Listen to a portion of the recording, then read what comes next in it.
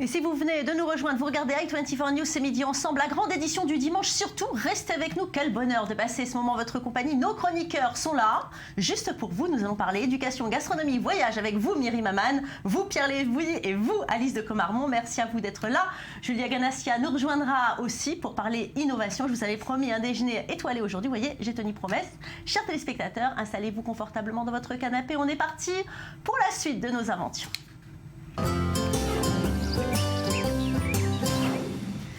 Alors Myri, cette semaine, vous avez décidé de nous parler de la nourriture chez les enfants. Ces dernières années, on a vu le taux d'obésité infantile augmenter de manière d'ailleurs inquiétante à cause notamment de la junk food. Oui, alors c'est ce qu'on appelle en français la malbouffe. Alors une petite question à vous. Quel est le plat préféré de vos enfants ou quel est le plat préféré quand vous étiez enfant? Burger frites. Des pâtes, les chips, les frites. Voilà, chez moi aussi, hein, c'est pizza, pâtes, frites, sans oublier les sodas, les gâteaux, les bonbons. Enfin, vous voyez un petit peu ce que les enfants aiment bien. Alors, il faut savoir que la malbouffe entraîne évidemment du surpoids et de l'obésité. 17% des enfants dans le monde sont victimes de surpoids ou d'obésité. Alors, ces aliments se retrouvent partout et en tout premier sur nos écrans de télévision. Écoutez. Il y a une comédie de la part des professionnels qui ont dit s'être désengagés des spots lors des émissions pour enfants, mais en réalité, ils font encore plus de publicité à d'autres moments de la journée quand les enfants sont encore plus présents. Et ils font la publicité de quoi? Eh bien, 4 fois sur 5, ce sont des produits que les nutritionnistes qualifient comme étant déséquilibrés, c'est-à-dire trop gras, trop sucrés, trop salés. Voilà, donc vous voyez, dans les assiettes à la maison, dans les assiettes à l'école, dans les cartables, hein, dans les fameux goûters, hein, on met des barres de chocolat, on fait des boissons sucrées. Alors, on peut évidemment blâmer les publicistes et les industries agroalimentaires, mais il y a une chose fondamentale quand ça concerne les enfants, c'est évidemment l'éducation. Et les instituteurs, par exemple en France, sont de plus en plus nombreux à dire qu'il faut refaire cette éducation. Écoutez. Dans mes classes, beaucoup d'enfants ne savent pas ce que c'est qu'un potiron, ce que c'est qu'un poireau, donc on a beaucoup de choses aussi à apprendre chez nous. On a beaucoup de choses à apprendre et puis après on pourra donner des leçons. En revanche, c'est vrai qu'on a en France un patrimoine culinaire important. Il est bon de le préserver et on peut le faire partager aussi. Pierre Lévy, vous éduquez, vous, vos enfants à manger autrement? Bien évidemment. Le Donc, bon manger. Il n'y a pas de burger frites chez vous? Le bon manger. Bon voilà, c'est la règle à la maison, le bon manger. Alors justement, Myri, tout n'est pas noir quand même. Beaucoup d'initiatives voient le jour pour apprendre à nos enfants à apprécier autrement la nourriture. Quelles sont-elles? Alors, tout d'abord, il faut rappeler que tous les efforts sont faits d'un point de vue scolaire. Hein. Les cantines sont hyper contrôlées. Il y a un règlement maintenant qui est très strict, très clair, très contrôlé. Évidemment, on peut toujours faire mieux, hein, ça c'est certain. Il faut rendre peut-être un petit peu meilleur pour que les enfants aient envie de manger cette nourriture plus saine. Les efforts sont donc importants, on l'a dit. Et il y a des établissements qui vont encore plus loin, justement. La première initiative dont j'ai envie de vous parler, c'est en France, justement. C'est celle de l'école Pierre et Marie Curie à Roissy-en-Brie. Alors, chaque année, vous savez, à l'occasion de la semaine du goût, les écoles amènent des chefs, ou en tout cas essayent d'apprendre aux enfants à goûter les aliments. Et bien là aussi, ils ont fait venir des chefs de l'étranger, ils ont fait goûter des croissants, des pommes, fait sentir de l'herbe, mais pas uniquement goûter avec la bouche, également avec les yeux. Ils devaient décrire après les enfants ce qu'ils voyaient, ce qu'ils sentaient, les odeurs, les saveurs. Et vous allez voir, c'est tout bête, hein, mais ça marche. Quand je mangeais sans faire attention, je ressentais presque rien, alors que là, je ressens beaucoup plus de choses. C'est meilleur pratiquement en bouche. Par exemple, si on mange que des pâtes, on ne peut pas avoir de vitamines dans notre corps. J'ai appris que dans le croissant, il n'y a pas de miel, il y a du sucre, qu'on peut utiliser ses 5 sens. Pas facile pour vous, Myri, aujourd'hui de parler de malbouffe avec tout ce chocolat que ça, Pierre Lévy a amené sur le plateau. Mais je suis sûre que c'est pas de la malbouffe, ça. On en parlera tout à l'heure. Et puis une deuxième initiative, elle se déroule aux États-Unis dans une école new-yorkaise. Oui, alors là, la cantine est entièrement végétarienne. Alors au-delà du fait qu'il n'y ait pas de viande, ça c'est discutable, hein, on est végétarien ou pas, il y a une initiative supplémentaire, c'est que dans l'école, toutes les semaines, il y a un cours qui est programmé, un cours de cuisine pour les enfants. Nous travaillons sur un projet qui est bien plus important que de simples repas végétariens. Nous voulons créer un mode de vie sain et enseigner à nos enfants une vie saine. Alors, et là encore, ça marche, et du côté des parents et du côté des enfants, écoutez. J'aime beaucoup ce concept car mes enfants reçoivent de la nourriture saine ici. Donc je n'ai pas besoin de leur donner de la nourriture de la maison. J'aime le bar à salade, ils ont des carottes et moi je mange des carottes. Merci Myri Mama. Donc avis aux parents qui nous regardent, surtout faites attention à ce que mangent vos enfants. Hamburger frites interdit par le chef Pierre Lévy aujourd'hui. Il nous donnera, c'est sûr et c'est promis, des recettes spéciales pour les enfants dans une de nos futures émissions. Alors à vous Alice de Caumarmont, alors vous c'est le printemps et pourtant vous persistez, vous nous amenez dans des destinations où il fait froid. C'est sans doute la dernière fois, hein. Mais c'est le printemps, mais c'est aussi, bien sûr, les derniers jours pour profiter des aurores boréales, Valérie. Ce phénomène lumineux est caractérisé, comme vous le savez, par des voiles extrêmement colorées, hein, comme vous pouvez le voir ici, souvent de couleur verte fluo dans un ciel nocturne, phénomène que l'on observe bien souvent dans le Grand Nord. Et il faut savoir que la Finlande est l'un des endroits au monde les plus propices, hein, pour observer ce phénomène. Alors, pour aller au-devant de ces phénomènes, on peut chausser nos raquettes ou nos skis. On peut bien entendu se rendre sur le lieu de l'observation avec un chien de traîneau et bien emmitouflé. Mais pour ceux qui ne voudraient pas rester toute la nuit dans le froid à essayer à observer ces phénomènes, et il y a une formule beaucoup plus confortable pour les observer, les igloos de verre. Et ça a été créé exprès justement pour les gens qui veulent être plus confortables pour observer ces phénomènes. Alors dans la station de ski, attention pour le nom, Klakklostanen, hein, en Laponie finlandaise, on peut dormir dans ces igloos, vous le voyez à l'image, hein. Donc entourés exclusivement de verre, ils sont construits en verre thermique très spécial pour maintenir donc la chaleur intérieure. Donc il y a plus ou moins 20 degrés à l'intérieur de ces igloos. Et aussi, même avec 30 degrés dehors, le verre permet une transparence et une clarté qui permet d'admirer au mieux ce phénomène extraordinaire, bien emmitouflé donc sous sa peau de bête. Au moins là, on peut se tenir chaud. Alors pour les moins frileux, on peut même pousser le vice plus loin jusqu'au véritable château de glace, celui qu'on a vu justement dans la Reine des Neiges. Oui. Alors justement, couvrez-vous bien Valérie, on va prendre un petit aperçu de ce spectacle.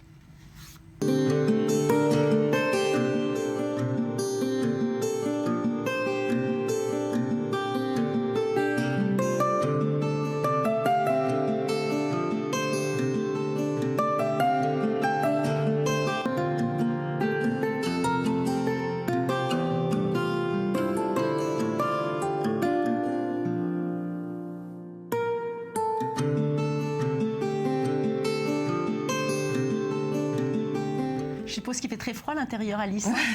Il fait assez froid et effectivement, hein, parce que c'est dimanche, parce que c'est le printemps, pour faire plaisir à Myri, pour faire plaisir à toutes les petites filles du monde entier, parce que, attention, c'est le dessin animé que regardent toutes les petites filles du monde. Hein, d'ailleurs, un clin d'œil à Manu Petit qui, chaque semaine avant de prendre l'antenne, nous chante cette fameuse chanson de la Reine des Neiges. Des garçons, je la connaissais pas, mais maintenant, à force de l'entendre chanter... Myri la connaît très bien, donc on va lui faire plaisir et on va écouter un petit extrait, vous allez voir. Mon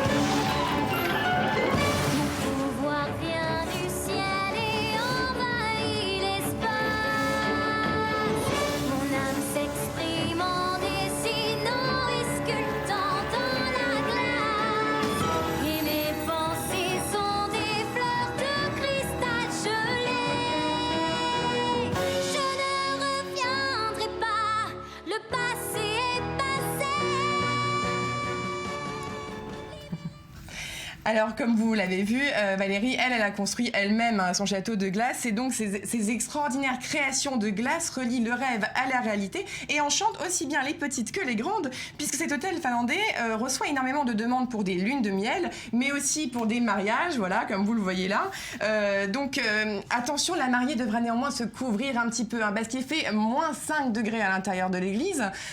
Pour les nuits de noces, ça sera un petit peu plus chaud parce que on peut conserver notre corps au chaud jusqu'à 25 degrés avec des couvertures chauffantes. Donc ces châteaux de neige, il faut savoir qu'ils sont complètement éphémères, hein, parce qu'ils sont reconstruits chaque année.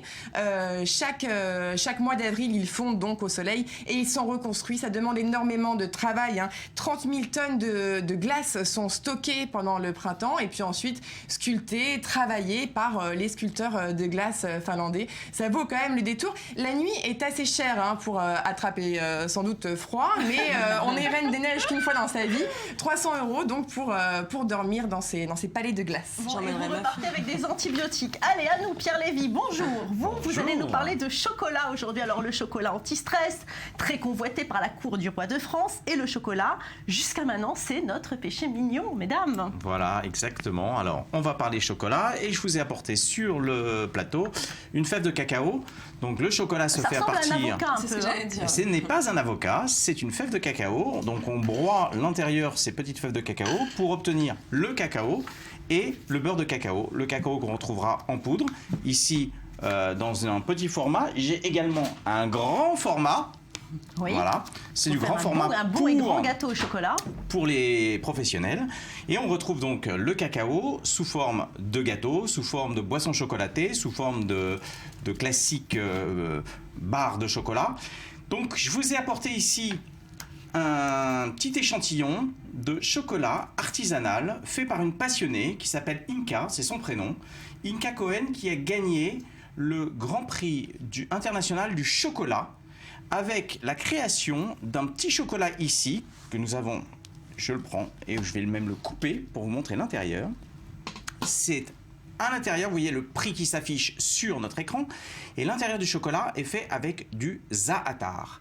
Donc, Grand Prix pour Israël, c'était en 2013, elle a regagné un Grand Prix en 2014, et voilà, ça vaut simplement le coup de... Comme quoi en Israël, on sait fabriquer du bon chocolat. On sait fabriquer du chocolat, et puis ces éclairs au chocolat, c'est vrai que nous, en France, on a l'habitude des très très bons éclairs au chocolat, mais là, ils sont formidables, ceux-là aussi. Alors, on retrouve dans des adresses plus ou moins secrètes, des éclairs au chocolat magnifiques. Alors, il y en a qui sont extraordinaires, et il y en a qui sont un peu moins extraordinaires. Vous avez celui-ci qui est, vous voyez, on aperçoit, je ne sais pas si on voit bien l'écran, il brille. Oui. Et s'il brille, ça veut dire que c'est un éclair qui a été surgelé. Oui. L'intérieur, c'est pas top. Voilà. Par contre, celui-là, déjà, il est beaucoup plus joli à la présentation. Quand on coupe à l'intérieur, on a déjà du chocolat. Du chocolat et une ganache. Une ganache qui est... la ganache, c'est le mélange de crème pâtissière et de chocolat qui va faire que c'est plus ou moins noir. Alors là, la religieuse... Là, c'est une religieuse hors concours parce qu'en fait, c'est une de mes pâtisseries préférées qui est dans une petite impasse cachée en plein milieu de Tel Aviv. Vous retrouvez les bonnes adresses d'ailleurs sur le site internet de l'émission. Hein. Allez-y et vous aurez toutes les bonnes adresses de moi. Voilà. Et puis vous avez ici donc une ganache au chocolat qui est vraiment magnifique, onctueuse. On peut la voir à l'écran. Je ne sais pas si on arrive à zoomer sur cette ganache. Voilà, ici, c'est juste sublime. Je crois. On va faire des malheureux. Ici, c'est également un autre pâtissier. On voit la belle couleur de la ganache. Et c'est un très bon pâtissier de Neve Tzedek. Et puis là, c'est juste une Rolls-Royce des éclairs au chocolat. C'est une grosse ganache. C'est un mouse costaud de l'éclair au chocolat. Alors je le prends doucement avec les doigts et vous voyez cette ganache au chocolat qui est une pure merveille. C'est vraiment... Alors voilà. Pierre, c'est gentil de me montrer, mais maintenant je vous laisse goûter quand même. On va goûter tout à l'heure tranquillement en régie. Il y a une liste d'attente. Tout le monde est à la queue leu en régie pour goûter. Mais vous savez que vous êtes un homme à abattre pour les profs de sport. Moi je sais que Régis, mon prof là qui me regarde, il vous attend avec la Kalachnikov. Chaque semaine vous venez avec des choses et on est obligé de craquer. Vous allez voir la semaine prochaine. Allez, regardez, il s'appelle Avic Conforti. Ici, on le compare à le nôtre en France. Il est connu dans le monde de la restauration comme le loup blanc. Son secret, la combinaison des nouvelles technologies et des saveurs d'antan. Tout est mis au service de ses ambitions culinaires. Tour du monde de ses surprenants mets. C'est de la cuisine fusion, la cuisine asiatique revue et corrigée par son œil unique. Pour le plaisir de la bouche, certes, mais aussi pour le plaisir des yeux. Pierre Lévy et Samuel Calvo nous amènent dans cette visite guidée. Regardez. Bonjour, aujourd'hui nous nous retrouvons au restaurant Le Zepra. Nous allons découvrir de très beaux plats, de belles recettes et une belle surprise. C'est parti! Enchanté, c'est un plaisir. Bienvenue en Israël, bienvenue chez Zepra. Je vous suis.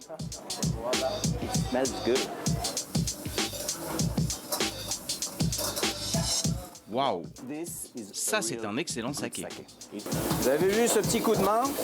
C'est la technologie qui et en combinaison avec le savoir-faire gastronomique, et ça donne des choses extraordinaires.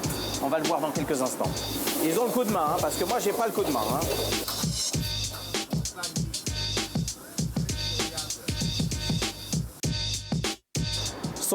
Nous étions à la pizza du restaurant il y a 20 ans, une révolution, une nouvelle méthode pour faire des pizzas, Zepra. C'est avec Avi et ça va être I want to see. Une tortilla croustillante. C'est du thon qu'on va découper en sashimi. Des oignons crus, des tranches de tomates. C'est vraiment haché super fin. Alors vous avez ici des petits piments qui sont marinés dans du vinaigre de coco, du vinaigre de prune réduit. Maintenant, on coupe le thon en tranches.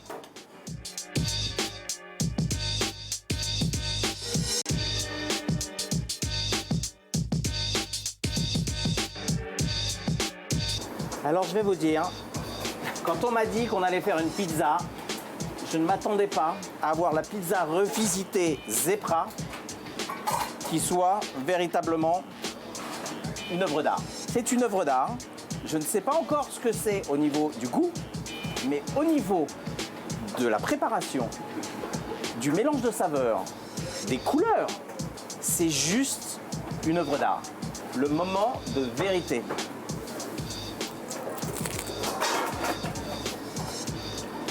C'est pas évident à manger. Ça ne convient pas à un premier rendez-vous.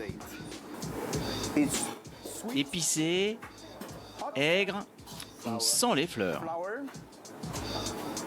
Wow. Des pizzas comme ça, j'en mange tous les jours, avec plaisir. Bon, Pierre, vous n'avez pas été déçu de votre pizza végétarienne, hein? Ah non, c'était... c'est pas végétarien, puisque il y a du poisson, un carpaccio de thon, pardon. Non, je m'en suis léché les babines, hein, vous l'avez vu, ça coulait partout, ça dégoulinait, c'était juste un truc de dingue. Ça, c'est de la bonne bouffe? C'est de la très grande bouffe. Et vous regardez, le dessert, aimeraient? puisqu'on parlait de chocolat, le dessert au chocolat venu de chez Zepra, qu'Annie Conforti nous a fait ce matin. Voilà, une autre œuvre d'art. On reste dans le chocolat. On reste dans le chocolat, puisque je lui ai dit que le thème de la journée, c'était chocolat.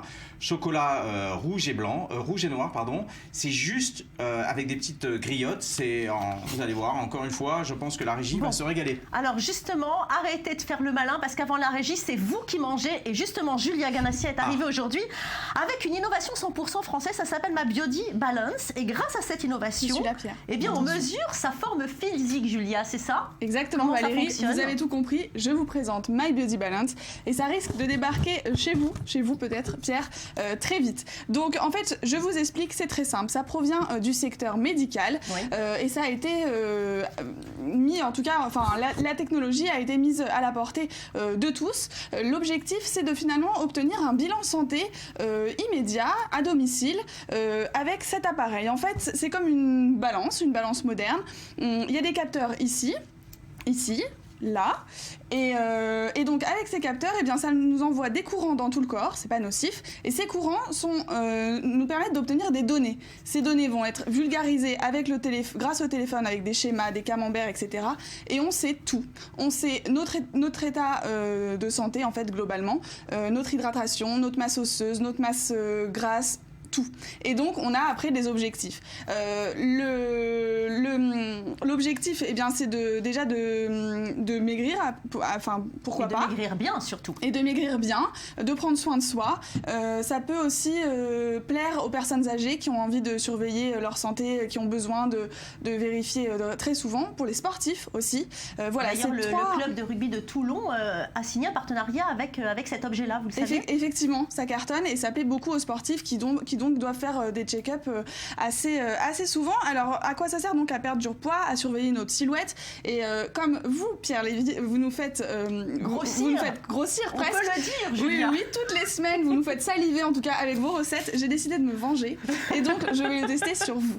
Donc, on humidifie, voilà, rapidement, toutes les faces de l'appareil. En direct. Regardez ce qui va se passer. On va savoir si Pierre est en bonne santé à force de manger tous ces gâteaux. Voilà. Est-ce que le chef est dans son assiette? Je vous propose de mouiller votre cheville, s'il vous plaît. Je lève, si j'ai bien compris, je dois mettre les pieds dans le plat, comme on dit. Les joies du direct. Allez-y. Voilà. Les joies du direct, en direct. Et donc je prends mon téléphone parce que j'ai téléchargé l'application au préalable. 2 secondes, Pierre, j'arrive. Je suis électrocuté. Voilà, allez-y. Donc c'est une application qu'on télécharge avec l'iPad, avec le téléphone, avec l'ordinateur aussi.